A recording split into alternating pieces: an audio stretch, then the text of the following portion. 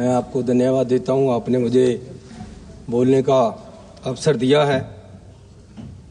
Chairman साहब, पिछले दिनों में हमारे बहुत ही नेक, ईमानदार अर्थशास्त्री, एजुकेशनिस्ट, हमारे माननीय साबका प्रधानमंत्री सरदार बहादुर सरदार मनमोहन सिंह जी हमें छोड़कर चले गए।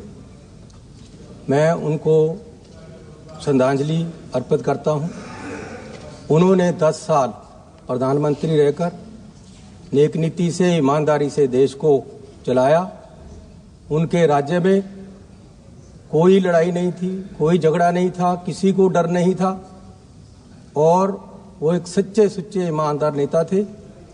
और मैं सरकार से मांग करूंगा कि उनको भारत रत्न से नवाजा जाए।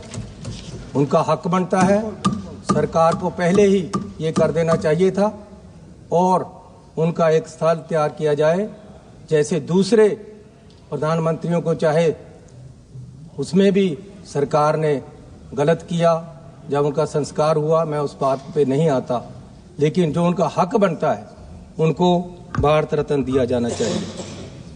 माननीय चेयरमैन साहब, मुझे अफसोस है कि जो हिंदुओं के नाम पे राजनीति करने वाली जो सरकार है, वो हिंदुओं के महाकुंभ को भी सुरक्षित नहीं रख पाई, वहाँ सही प्रावधान नहीं कर पाई, वहाँ सही इंतजाम नहीं कर पाई, जिसके फलस्वरूप सैकड़ों श्रद्धालु वहाँ मारे गए।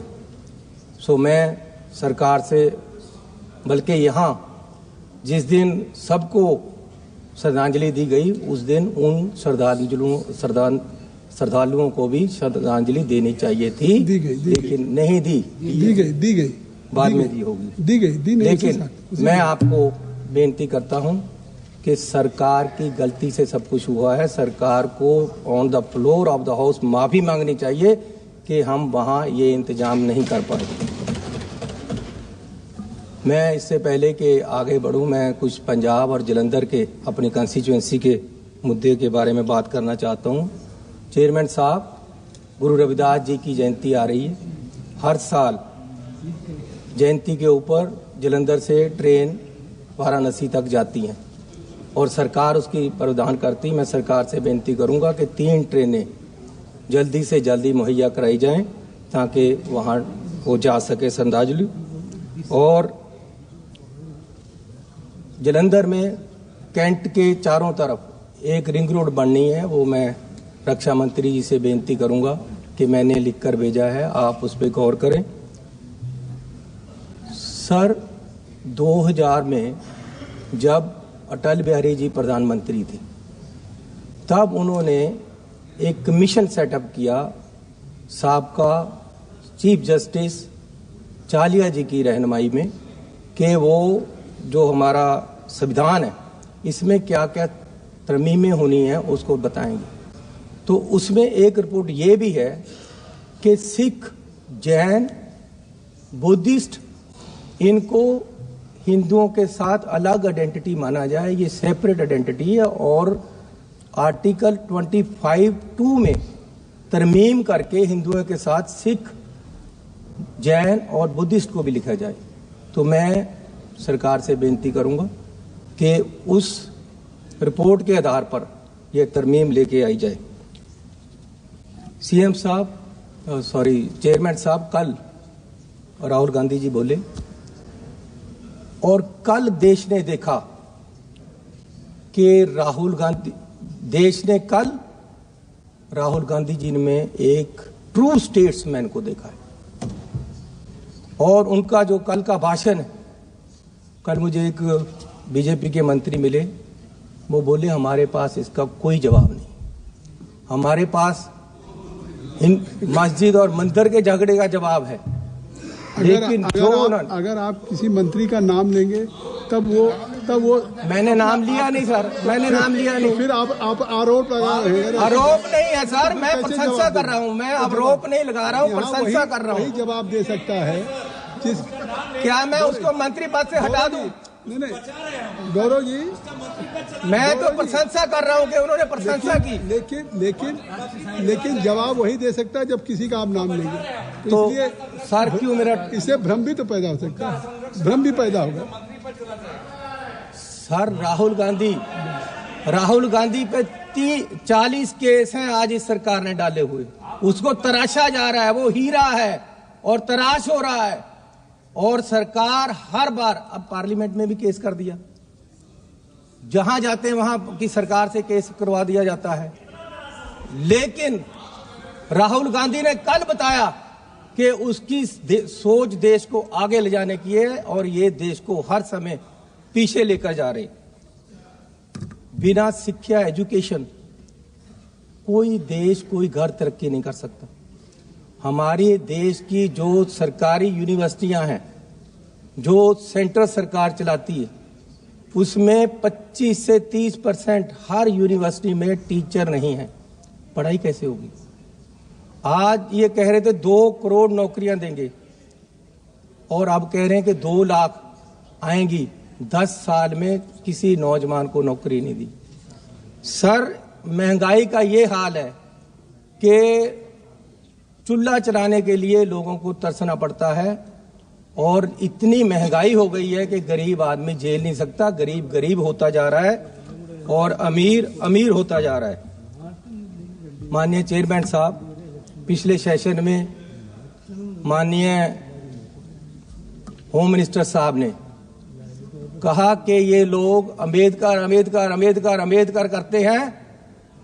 अगर सच में इतना परमात्मा का नाम लिया होता, भगवान का, तो स्वर्ग को पा लेते।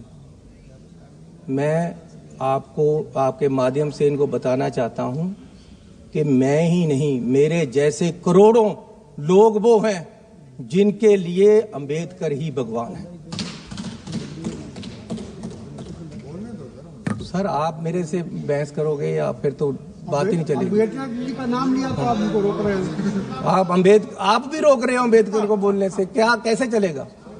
अम्बेडकर वो है जिसने मेरे जैसे करोड़ों नौजवानों को खड़ा किया है, देश को आरक्षण देकर गरीबों को ऊपर उठाया है, जिसने औरतों की वकालत की है।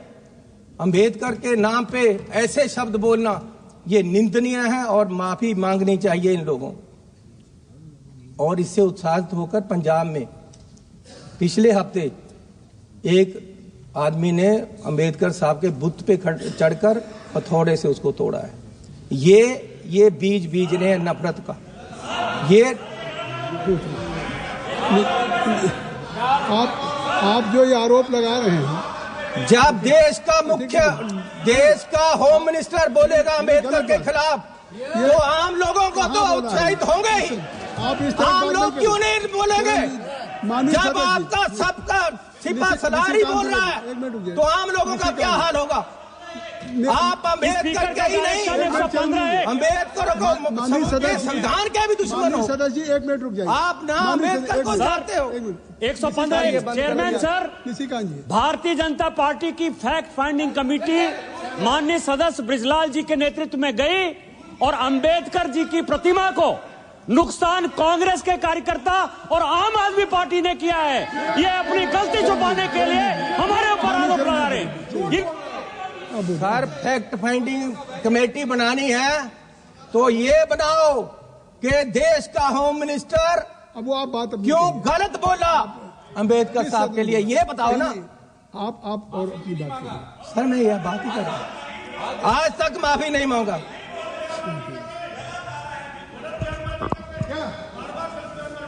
सर, मैं आपको बेनती करना चाहता हूं कि देश में नफरत का बीज बोया जा रहा है। दलितों को दबाने के लिए, मिनॉरिटी को दबाने के लिए, हर वर्ग को, किसानों को, किसान वहां अंबाला में धरने पे बैठे हैं, मरण वर्त में बैठे हैं, कोई सुनवाई नहीं।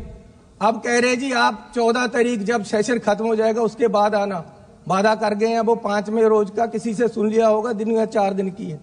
किसानों के साथ हर जगह नफरत का बीज बोया जा रहा है। लेकिन मैं एक बात कह देना चाहता हूं कि ये आने वाली किताबों में लिखा जाएगा, ये आने वाली किताबों में लिखा जाएगा कि आपने राज किया और देश में नफरत फैलाई।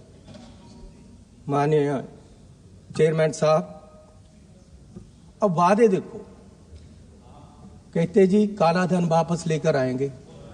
सर, हमारे पंजाब के ट्रांसपोर्टर 1914 में बहुत सारे कलकत्ता चले गए कि बंदरगाह पे काला धन आएगा, हमें काम मिलेगा।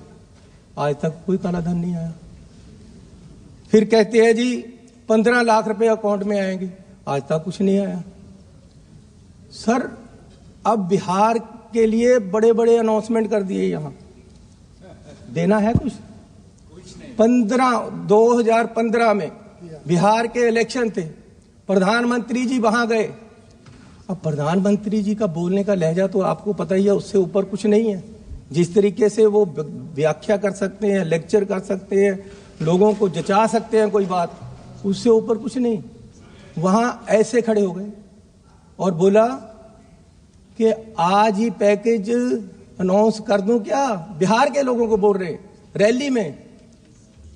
मुझे पता है 50,000 करोड़ से कुछ नहीं होगा, 60,000 कर दूं, अरे 70,000 कर दूं, 80,000 कर दूं, 90,000 कर दूं, 1.25 करोड़ रुपया आपको मिलेगा। 1.25 करोड़ लाख बिहार को मिलेगा। 1.25 लाख करोड़ सर, 1.25 लाख करोड़, 1.25 लाख आपने सही कर दिया। सर, कितने मिले बिहार को? सर, आपने मुझे सही कर दिया, आपको भी याद है, आपको बहुत अच्छा लगेगा दोबारा वो देखना एक बार वीडियो निकाल कर, कितने मिले बिहार को। तब फिर बिहार के ऊपर क्यों लगाने के? जब और आज आप तो यही कह रहे हैं ना, बिहार के लिए दिया जा रहा है। आज फिर बिहार को कह दिया बस अड्डा मिलेगा आपको, इतने पैसे मिलेंगे, इलेक्शन आ रहे, सब कुछ मिलेगा। मिलना मिलाना कुछ नहीं। फिर दोबारा तो क्यों झूठे वादे करके लोगों को हर समय ये पीछे लगाते हैं और हर समय लोगों के साथ धोखा होता है। मैं ये आपसे पूछना चाहता हूँ। Kindly conclude. सर, अभी तो मैं शुरू हुआ हूँ। अरे आपका 12 मिनट हो चुका। सर, मेरी बात सुनो। अब ये आरएसएस की हर समय बात करते हैं। स्पीकर भी बोलने वाले हैं आपके। सर, ये नेशनलिज्म की बात करते हैं। Speakers and your time is limited, already you have taken 12 minutes. Sir, बोलने दोगे कि नहीं? बोलिए। सर, जितना मैं बोला हूं उससे ज्यादा तो आप बोल लिए हैं, बोलने तो दो सर। सर, बोलने दोगे कि नहीं मुझे? अब जब भी मैं बोलता हूं, आप जैसे महानुभाव को यहाँ लगा दिया जाता है, वो मुझे बोलने ही नहीं देते। आप तो मेरे वेल विशर हो, ये कह रहे हैं। नहीं करेंगे। अरे अब वो खड़े हो गए हैं। अरे गांव तो बसने दो, तभी मांगते आएंगे ना यार। अभी पानी आया नहीं, मौजे खोल भी लिए आपने, बोलने तो दो मुझे। सर, नेशनलिज्म की बात करते हैं, आरएसएस की हर समय बात। मैं पूछता हूं, कभी आप बताओगे कि आपका देश की आजादी में क्या योगदान था? आरएसएस का क्या योगदान था? आप राष्ट्रपति के अभिभाषण पे बोल रहे हैं, आरएसएस की विचारधारा पे बोल रहे हैं। सर, आप मुझे बोलने देंगे कि नहीं? मैं ये पूछना चाहता हूं। अब ये देखो सर, गौरव, ये पटेल साहब की बात कर रहे हैं। मेरे पास ये सर्टिफिकेट है कि पटेल साहब होम मिनिस्टर होते ही उन्होंने आरएसएस को बैन किया था। ये झूठ है बात, बोले। और फिर 1966 में, 1980 में आरएसएस के लिए यह कहा गया कि आरएसएस और जमात इस्लाम कोई सरकारी कर्मचारी, कोई सिविल सर्वेंट उनका मेंबर नहीं बन सकता। लेकिन आज जुलाई 24 में, जुलाई 24 में, बोलने दो सर, बोलने दो। आप बोलने दे रहा हूं, लेकिन एक बात है, अतीत की बात कर रहे हैं, कोई पंजाब के वर्तमान की बात करेंगे। सर, अब 24 में, जुलाई 24 में इन्होंने आरएसएस को ये कर दिया कि आरएसएस में कोई भी सरकारी कर्मचारी मेंबर बन सकता है। जब नेहरू जी देश के प्रधानमंत्री थे, 62 के चाइना युद्ध के बाद 1963 में इंडिया गेट पर परेड में राष्ट्रीय स्वयंसेवक संघ को नेहरू जी ने शामिल कराया। ये नेहरू जी को गाली दें, ये नेहरू जी के नीतियों को गाली दें। आरएसएस गणतंत्र दिवस के परेड में शामिल हुआ था आप माफी मांगिए देश से कि नेहरू ने गलती की। ये मेरे पास सर्टिफिकेट है, सर्टिफिकेट है, ये मेरे पास नोटिफिकेशन है सर के जानकारी दे रहे हैं, RSS जानकारी दिया। सर बोलने नहीं देना तो आपकी मर्जी है। नहीं, मैं आपको बोलने दे रहा हूँ, लेकिन आप कंक्लूड करिए ना। RSS का मेरे पास नोटिफिकेशन है कि RSS को कहा गया था कि आप कभी भी राष्ट्रपति का सरकारी कर्मचारियों को अभिभाषण होता है, सरकार पे बोलिए सर। पंजाब अब की ये सरकार अब वकालत तो आप ही कर रहे हो सारी उनकी सर। अब आप कह रहे राष्ट्रपति का नोटिफिकेशन होता है, सरकार करवाती है। जो भी राष्ट्रपति करते हैं पहले काउंसिल ऑफ मिनिस्टर से पास होकर जाता है। आपका 15 मिनट हो गया। ला आप बोलने नहीं देना, 15 मिनट हो गया सर। अभी 24 में RSS को ये किया गया कि कोई भी सिविल सर्वेंट उनका मेंबर बन सकता है। But there are other speakers also from your party. How so there is a time na. Already he has taken for 15 minutes. He was giving only. Sir 15 minute से 12 minute तो आप ही बोल रहे हो। क्या करोगे आप? ये चन्नी पे पहले से लगा देते हो, आपके बोलना नहीं देना।